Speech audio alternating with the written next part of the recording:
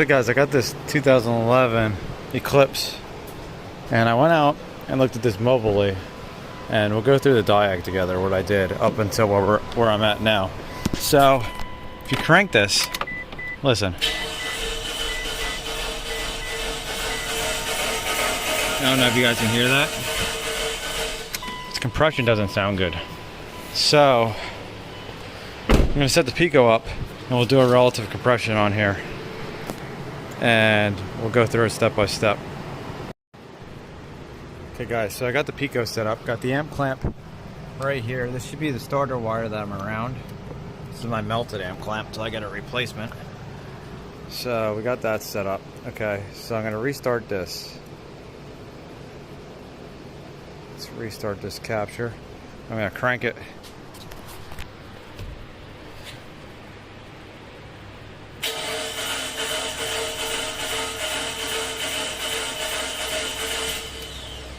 So there we go. So that's our capture.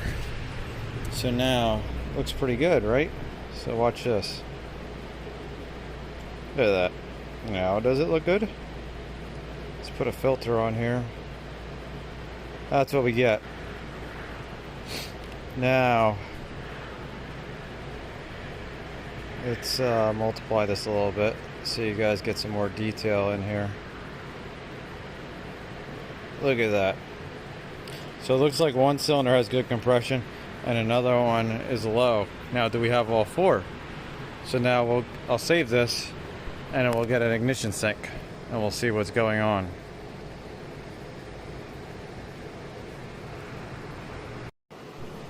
Okay guys, so I got the scope set up. This is what I connected to. I connected to the injector right here. I probed into it so we can see if we get even an injector firing, because it's real easy to get to. So let's see, we're recording. Just stop it. Do it again since we'll have a nice clean start. Let's see.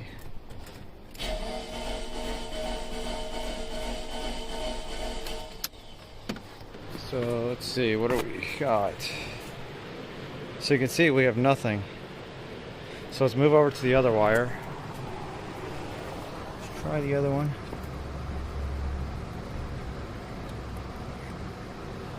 So we'll try this one.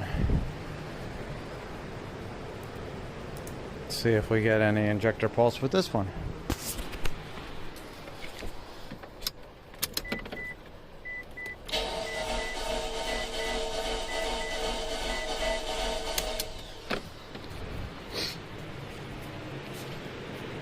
So we get nothing on that one. Oops. Let's see, where'd my Pico go? There we go. So you can see we get nothing. So now, I will tell you that you don't even get a coil. You don't even get a coil firing.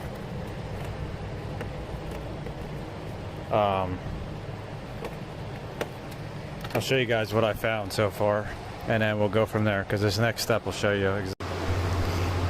So what I did before was I pulled this cover off and tried to probe the ignition coil, see if we had any spark reference, and we didn't. So then I came down here and I pulled this cover off so we could see if the belt turns, and this is what I'll show you guys what I found, and this is where I ended.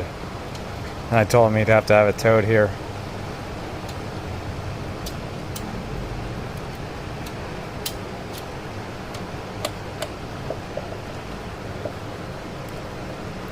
See if I can get these bolts out and not drop it everywhere. So we'll take this cover off. Let me see if I can set you guys up.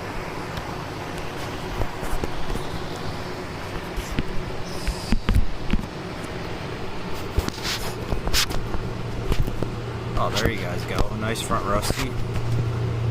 Look at that. So now I'm going to crank the car real quick.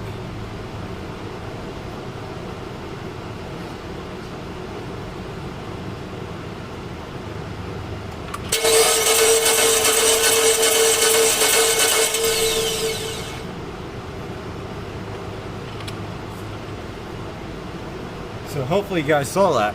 Timing belt doesn't turn. Now,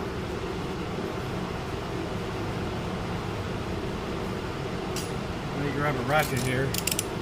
I'll turn it by hand.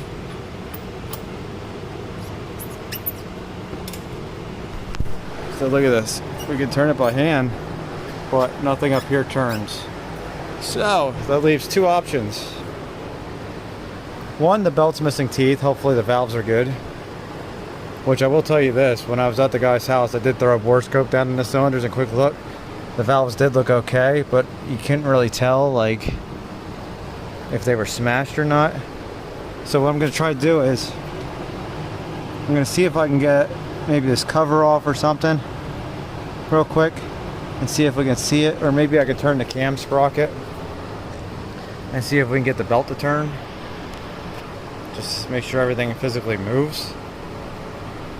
That's where I'm at. Okay guys, so I turned the cam a little bit by hand and now I can turn it using the crank, so I'll show you guys.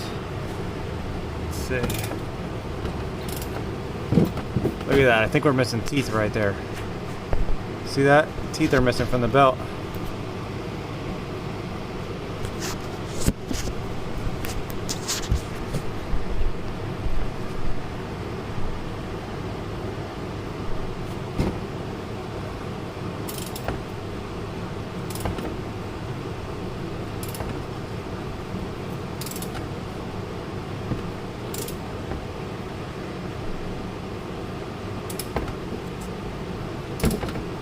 See, there's the teeth again. Crazy. I don't know if this is an interference motor or not. I can't find any specs on it. So I'm gonna quick pull the front cover off, check everything, see what happened. Hopefully it's just like a bad belt or something, or like the belt just worn out. It has 149,000 miles on it. So guys, I turned the belt so that you can see the missing teeth. So if you look over here, there's no teeth right here. None at all in that whole section. So let's see if we can turn this a little bit more.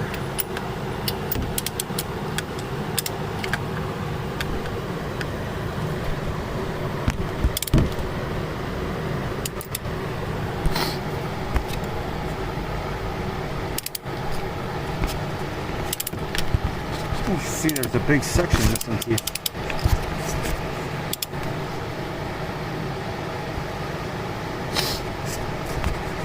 There we go.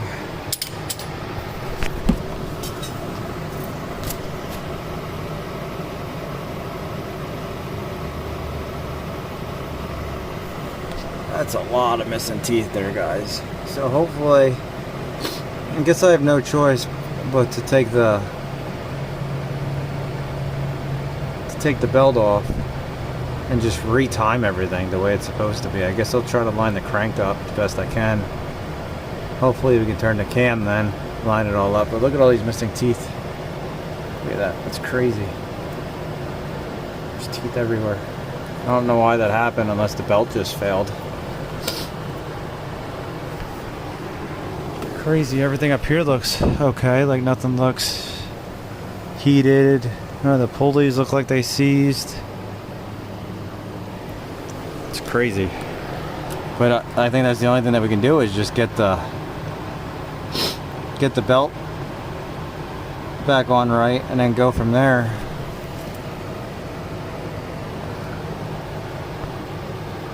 Hey guys, so if you look at this oil pump, that's supposed to be over here. I don't know if this is the alignment mark for the crank. I forgot what the alignment mark for the crank looks like, but I lined up the cam up here. You can see all the teeth missing. This belt is shot. Like you can see all the fibers in there. So it was just ripping all the teeth off. So I'm gonna get this cleaned up. And I don't like how loose this belt is. I don't know how tight it's supposed to be, but I don't think it's supposed to be like you're supposed to be able to turn this stuff like this. See that? Like I can just turn this pulley. There's no tension on anything. So what I'm hoping to do is maybe I gotta get the mount off. I'm hoping to be able to set the belt on and just crank the motor, or maybe I could just turn the cam, seal the valves. I think it might just be easier just to put a new belt on and just crank it the way it is and just make sure that everything is okay rather than trying to turn the cams to see if it seals up. So I think I might just throw the belt on, but I gotta get the mount off then, and I gotta get this cleaned out. You can see all the teeth everywhere. Man, guys, they really stepped up their game with these timing belt kits. Like, this is just one from AutoZone, and like everything's like packaged all nicely, and the belt's in its own little pocket right here, and it says Mitsubishi on the belt. Look at that, Mitsubishi, Singapore. This is awesome. All these say made in Taiwan. I don't know if that's good or bad. But yeah, I'm gonna try to get this belt on, and we'll see if we can at least get it to crank and, I don't know, maybe start up. I don't know. But we'll see. Okay guys, so I got the belt on, got all the timing marks lined up. Looks like that dot's supposed to go with that. This is lined up here. This top one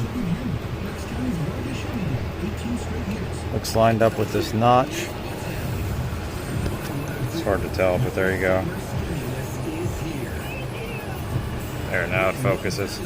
So I'm gonna turn this a couple times by hand. I put the old tensioner in for now, just to see, and then I'll put the cover on and we'll try to start it up with like everything apart. See if it'll actually start or what our compression sounds like. Make sure everything's good before I go and replace everything. Because the belt ain't going anywhere. It has a lot of tension on it. I think that belt was just old and just it's falling apart. So I don't want to replace everything if we got a bad motor. So guys, I turned the car like 4 rotations or so with the cover on. Everything seemed to be turning okay, so I guess we'll crank it and we'll see what happens. Guess it'll either start or it won't start. Oh, let me quick make sure that nothing's in the way. I don't think it is because I'm pretty sure I moved everything. This might shake a lot. Yeah, nothing looks like it's gonna contact the belt.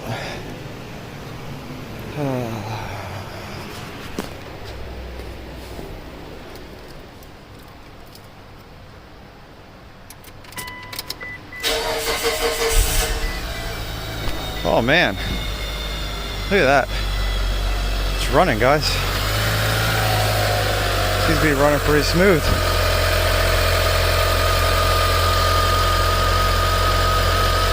This is awesome. I'm gonna let it run for like 30 seconds or so. I want to make sure that the oil gets pumped through the galleries. But man, it's actually running. That's awesome.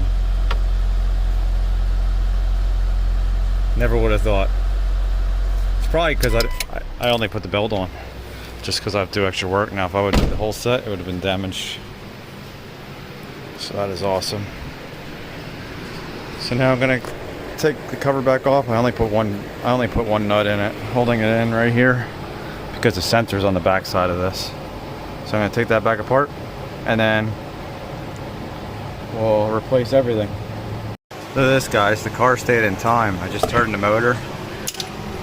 That lined up, that lined up. And the top one lines up. So that is awesome.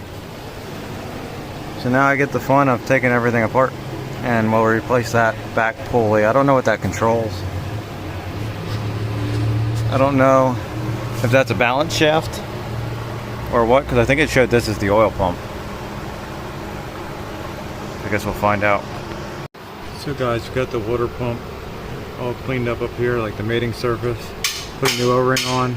We greased it with some transmission assembly lube. That's what I usually use. It'll dissolve once it gets warm. And we got a new gasket on here, so I'm gonna put this up in and then we'll put our belts on. So guys, got this all tightened up. They have a really weird procedure. They want you to set a certain amount of tension on here. Like it tells you to set it, I think it was like, what was it, 13 foot-pounds or something they wanted you to push on it.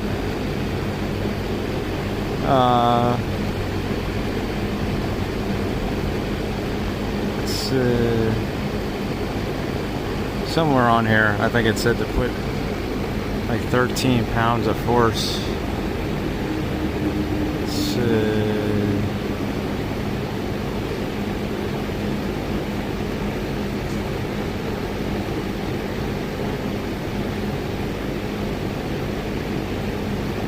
Oh, when you tighten it up, I guess they want you to put 13 pounds of force right here and then use a microphone and look at the hertz, and they give you a hertz value. Yeah, see, 13 pounds of force. They want you to look at the deflection, and then they want you to use a microphone, and it should be 70 to 100 hertz the belt vibrates at. It's crazy. I don't have a microphone to measure that, so I just put it to what I thought, which is way more than what it was at. So I think we should be good. So now I got the water pump torqued down, got this torqued down. So we're gonna put the main belt on now with the pulleys. So guys, I got everything on, got it all torqued down. I tightened this up. I stuck a pry bar in here to push this over to tighten this up so it take the slack out before you pull the pin. Because they have a special tool that goes on here, I guess, and you rotate it. So pry bar did the same thing right against the water pump. Just push it over. So I got everything torqued down, got it all paint marked. The only thing I have left to do is put the sensor in. Crank sensor back on. Wanted to make sure it was all good though. I'll rotate it a few times. Let me tell you guys, paint marking saves you a lot, because like if you get pulled off the job, you can see what you tightened, or if you come back to it later, like a couple days later or weeks later, you can see what you tightened. It's real easy, and you know if somebody touches something, or you know if it loosened up on its own. And then we got the top one lined up. I painted it so you guys would see better. Like, it was fine for me. That, and I also put the bolt. Let's see. Do I have the bolt in there yet? I think I might have taken it out. So up here, probably a little hard to see. You can see that spot there. That.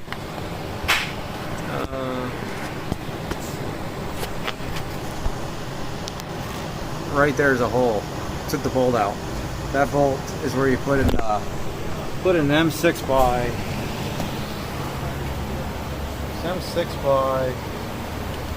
45 millimeter bolt. Here we go, I got one. I'll show you guys.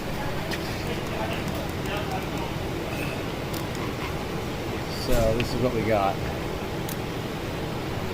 We got this M6 by 45 millimeter bolt, and you stick it in that hole, and then it tells you if your balance shaft is at the right spot.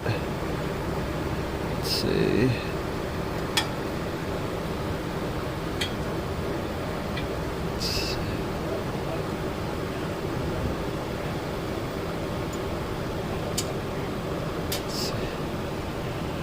Okay. So if you look at it now, see our bolt goes all the way in to the head bottoms out. See if we can zoom you in a little bit. You can see it because the bolt's just falling downwards now. So, but it goes all the way in. Let me see if I can show you guys on the diagram what this looks like. Let's see. Zoom you out. Boom.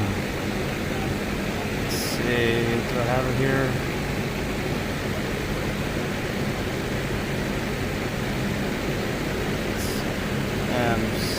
Oh, of course it logged me out. Let's see. I hate when it does this. I wish they'd fix this. Let's see. Remove and replace. And I was just looking at it like a couple seconds ago. Yeah, right here. M6. 10 millimeters wide, 45 millimeters long. You stick it into the hole, and then if it goes in, it'll go above the balance shafts, and that's what we got. So I'm going to put the plug back in because everything's lined up, and we'll rotate the motor by hand, see if that works, and then I'll fill it with coolant, make sure we have no leaks, and then I'll put the cover on. So I want to make sure there's no leaks before I put the cover on, so we don't have the water pump just dumping all over the belt. Okay guys, so I got almost everything attached, got the cover on. Gonna be putting this cover on. I glued it where the guy had broke it because the customer had tried to take this off, and I guess he didn't know there was a bolt in the back. Snapped it. So when I was taking the car apart, I was able to get the piece off. So now that can go on. I didn't see any leaks in the cooling system. I had a vacuum on it for a while. I couldn't fill it because I ran out of antifreeze here. I usually have a pretty big stock, but apparently this time I didn't. So I'll get this all back together and then we'll start it up. Well guys, I guess I spoke too soon about the leak, because now it's leaking. Now I gotta take the cover back off. This sucks. Well guys, this sucks. So I don't know what cut this, but it cut the O-ring. Look at that. That really sucks. I don't know, maybe it got pinched when it went on. I don't know, because like I greased everything so it would just slide right on. That's crazy. Gonna have to clean this off in here. At least our gasket there looks good. I don't see anything on the pipe here that would have caused it. Maybe it just got pinched. Maybe it just rolled over and got pinched or something. Guess I'll get another one. We'll try it again. Okay guys, so we got a new O-ring. I'm going to try greasing this up, put it on. Hopefully this one will go in here without getting cut. Okay guys, so I got it all greased up right there. Got this all greased up. Hopefully this will slide in this time. And we won't have a leak. So guys, this O-ring did the same thing. I don't know if it's the angle that it goes on or what. I don't know if you can see it, but it's bulging out on the bottom now. Just gotta pull this back out. This O-ring's probably ruined now too. This is ridiculous. Like, I don't know, maybe I have to remove the power steering pump. Does the power steering pump make it go on like a little bit of an angle? But this is insane. Well guys, I found the issue. So if you look at the water pumps, the chamfer on this one is way bigger than this one. So I think that's why it's cutting the O-rings. So I think because you got to put it in on an angle to clear the power steering pump. I guess if I pull the power steering pump off, I'll be fine. That's extra work. But I think that's the issue. I think it's going on an angle when you're putting it in, and it's such a hard angle, it just pinches the O-ring because of the shape of it. Because look how far down that one is compared to this one. Like this one's like half the distance, and I bet you that's the issue, and it's radiused out more on this one.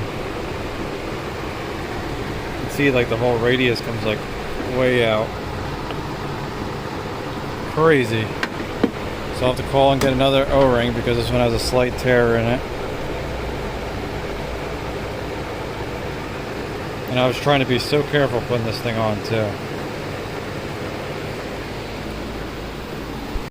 Okay guys, so I moved the pump back out of the way. I don't know if you guys can tell, but I moved the power steering pump out of the way. I undid the bolts that held the bracket here, and there was another one I got from underneath on the back side. And I stuck a pry bar in and just moved it backwards because you can see it's out of the bracket right here. This wire ain't that tight. It goes to right here, so smoothed out just enough to get the pump to slide straight on, and I torqued everything down. So it seems to be fitting. Seems to fit on pretty well. Oh, it's a little hard to see. Get some light under here. There you go. But yeah, it fit right in. I torqued it all down already. I'm gonna tighten it up. I mean, I'm gonna paint mark it real quick.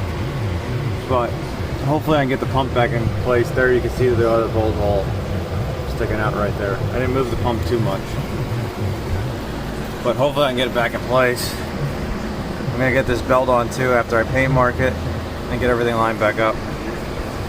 Okay guys, so the time mark's lined up here. We've been holding a vacuum now the whole time for like an hour, so that's good. The gauge is a little off, but it hasn't moved. Our mark's lined up down here perfectly. So I think we're good to go. I have the pin pulled, I turned the motor like 10 times or whatever. I think it was 8 times to get it to line back up. So I think we're good to go. I'm gonna put the cover back on, I'm gonna fill it with coolant. I think we'll be safe this time, no more leaks, hopefully. So guys, I got the belt and everything together. I'm gonna start it up, we'll see. We'll see if it starts up. Hopefully everything's good on this. I wonder if the battery died or not. It's been just sitting in here. Let's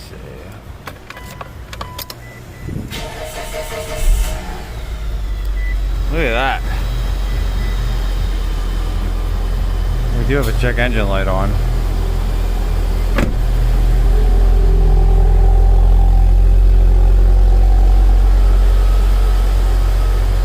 Seems to be idling pretty smooth. I'm gonna hook my scan tool up and we'll see why the check engine light's on. We'll let this warm up.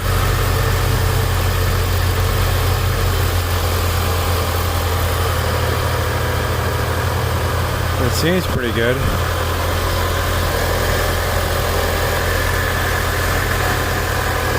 Looks like the AC's on. So I'm going to go and hook my scan tool up and we'll see what's going on. Okay guys, so here's what we have. We had a camshaft position sensor code that was stored. All these are stored. Timeout, let's see. So I think we're just going to save these and clear them because this might have been from when the battery was disconnected before.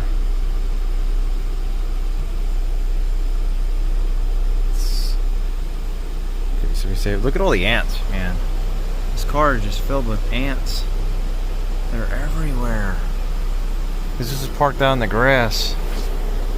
Hopefully they're not like all over the seat and stuff.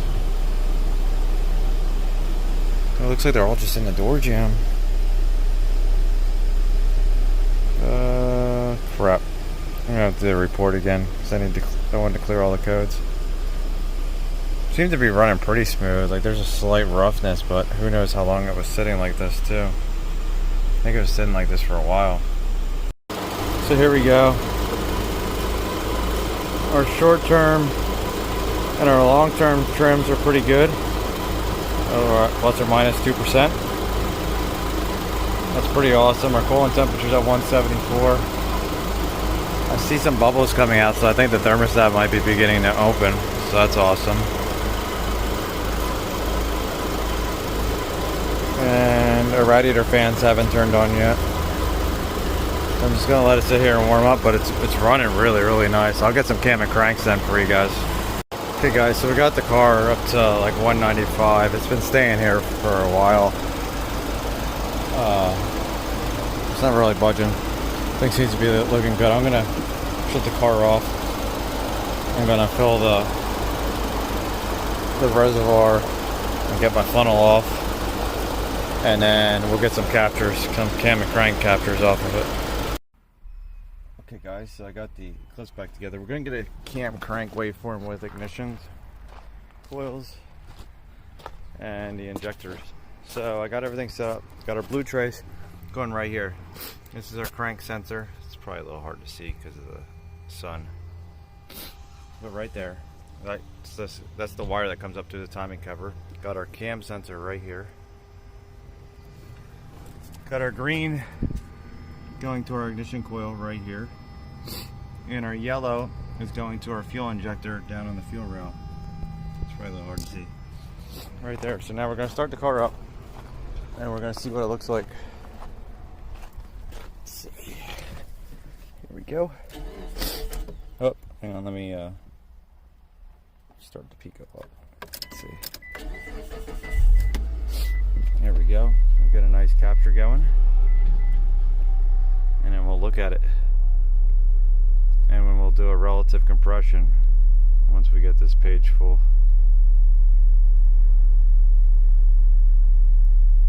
There we go. So now we're looking at this.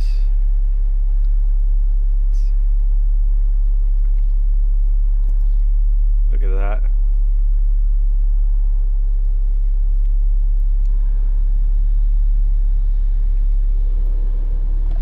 Look at that pattern. Perfect. So I'm going to set up again. We'll do a relative compression on this, but I took it for a test drive already. Everything seems, it runs great. And our fuel trims were good. So I was set up to do a relative compression so we can compare it to our one that we had before, but I think this is awesome. And none of the valves bent. Pretty amazing. Okay guys, so I can't do a clear flood in this, and I don't feel like disabling anything to make it not start. I guess we could unplug the cam and crank. No, because then we won't see our injector firing. I guess we could actually just, you know what, I'll just unplug them. We just won't have an ignition coil firing. So it'll be just like it was when I first did the capture. I'll quick do that. So here we go, guys, just for you guys. Start this up.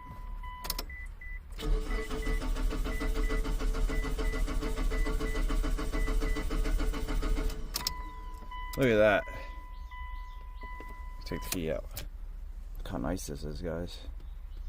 Oops.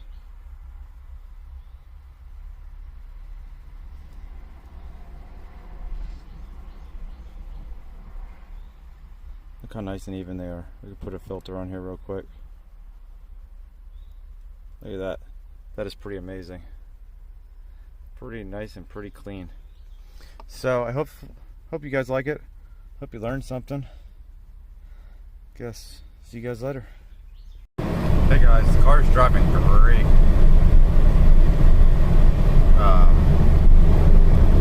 Driving around now for like 15 minutes or so. I'm heading back to the shop. Our fuel trims had looked good the whole time. I don't know if I can show you them or not. Let's see. There you go. Hopefully you guys can see.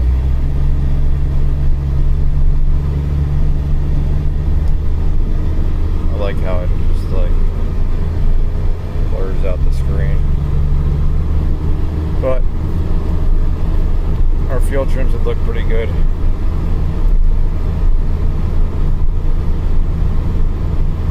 But the AC doesn't work. Like, it's probably blowing like 15 degrees below ambient or whatever is inside here, so it's still nicer than having the windows down, but because it's really hot. I'll have to see what they want to do. If they want me to look at that, maybe I'll make a video diagnosing that, but at least right now, the car's running great. So I hope you guys like this. See you later. Okay guys, so we're going to recover this system, see how much Freon's in here. Let's see, we'll zero our scale again just to make sure. So we're zeroed. Turn our machine on, everything's set up, everything's open.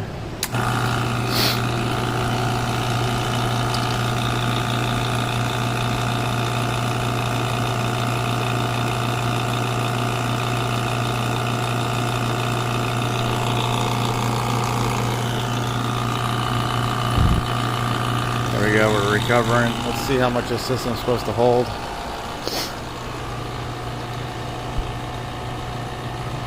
I lost one of my temperature probes on a car. Kind of makes me mad. So now I can't do like temperature drop across a condenser real easily. See, air conditioning, 19 ounces. We're supposed to have. Yeah, 19 ounces.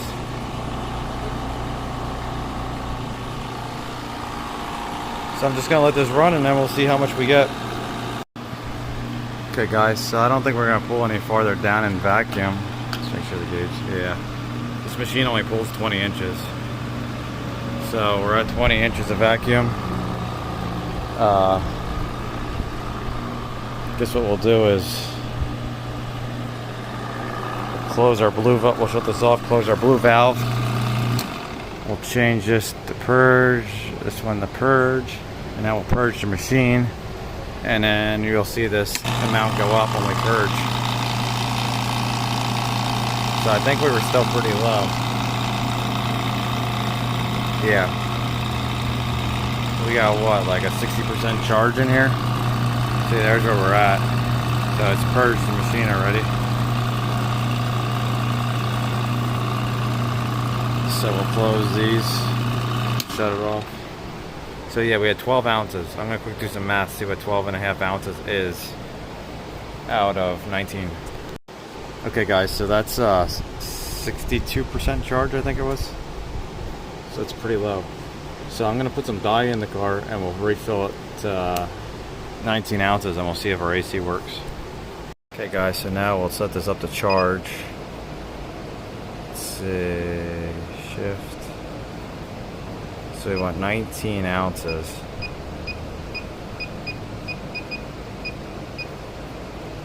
Enter. There we go. So let's see if we can charge this. There we go. We see our high side coming up.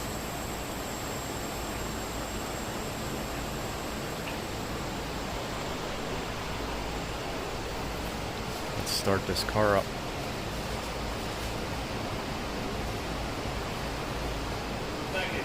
And we'll see.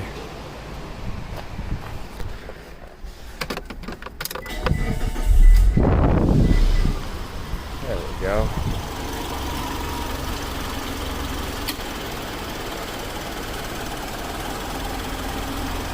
See our high side starting to come up.